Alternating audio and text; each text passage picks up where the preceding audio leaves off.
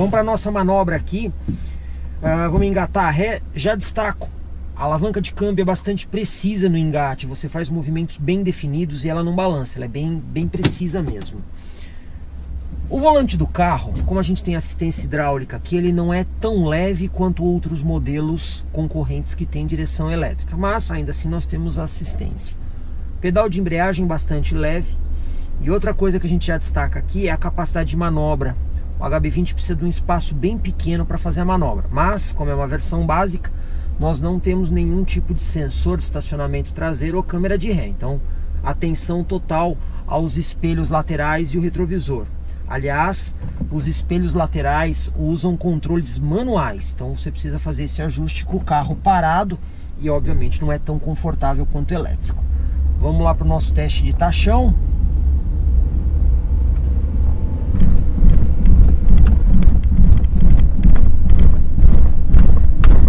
Como o carro tem roda aro 14, o pneu é bastante alto. Então esse tipo de obstáculo o carro tira realmente de letra. Suspensão é muito consistente e vou até dizer que o isolamento acústico, considerando a categoria do carro, é verdadeiramente elogiável no que diz respeito a não deixar ruído entrar. Vamos agora para o nosso teste de lombada aqui a 30 por hora.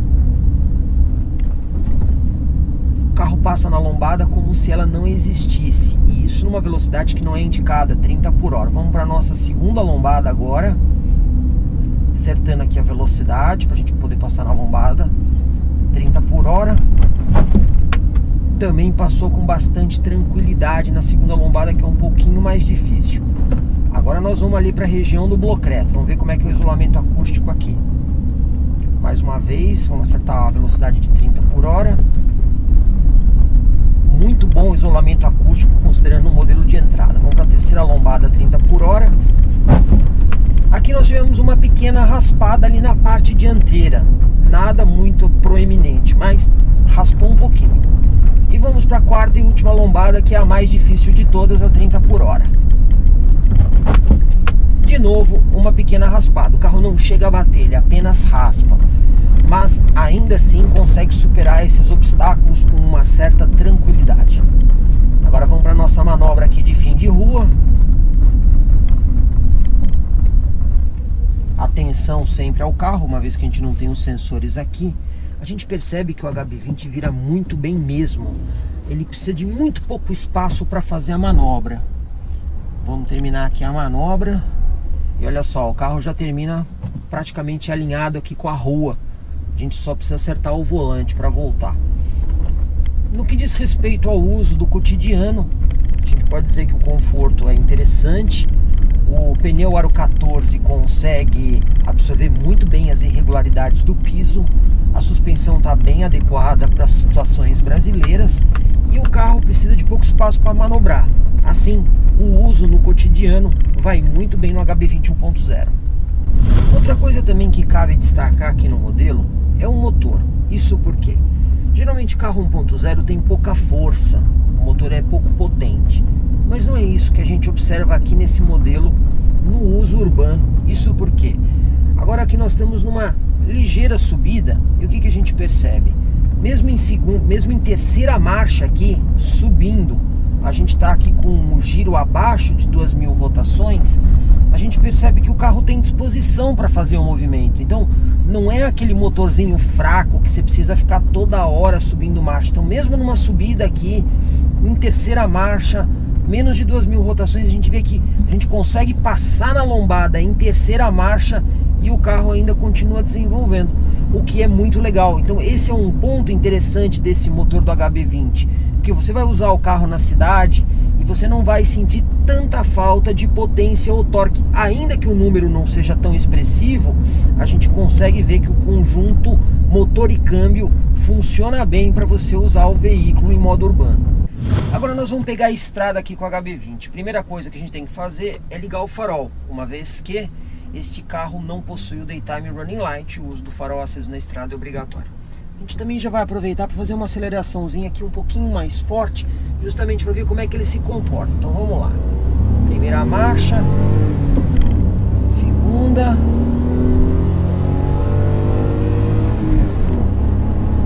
terceira. gente pode dizer? Para um motor 1.0 não é ruim. Evidentemente não é um desempenho espetacular como os outros carros que nós estamos acostumados a dirigir com motores mais potentes. Mas para um carro 1.0 é até bastante interessante. Também cabe destacar que geralmente os carros, quando tem motor 3 cilindros, ele tem um ronquinho diferente. E por incrível que pareça, é um ronquinho mais encorpado, dá uma ideia mais de esportividade. Mas isso é comum em quase todos os modelos que tem esse motor 3 cilindros, uma vez que a engenharia do motor 3 cilindros, ela já proporciona mais vibração. E é justamente por isso que você tem esse ronco diferente. Mas aqui a gente, mais uma vez, consegue dizer que o desempenho é bastante satisfatório. O bom desempenho do HB20 em modo urbano tem uma explicação. E a explicação é: o câmbio é curto. A gente está agora aqui na estrada e olha só, a 90 km por hora em quinta marcha, nós temos uma rotação já maior que 3.000 giros. Normalmente a gente tem carros com um giro muito mais baixo. Agora eu vou acelerar aqui para 100 km por hora e olha só, a rotação a 100 km por hora já está quase em 3.500 giros, um pouquinho abaixo de 3.500 giros. Agora eu vou pegar e vou acelerar para 120, vou até usar a quarta marcha aqui para a gente ver a retomada, que não é ruim, é até interessante considerando o carro a 120 km por hora. Em quinta marcha nós temos um pouco mais que 4.000 giros, um pouco menos que 4.100.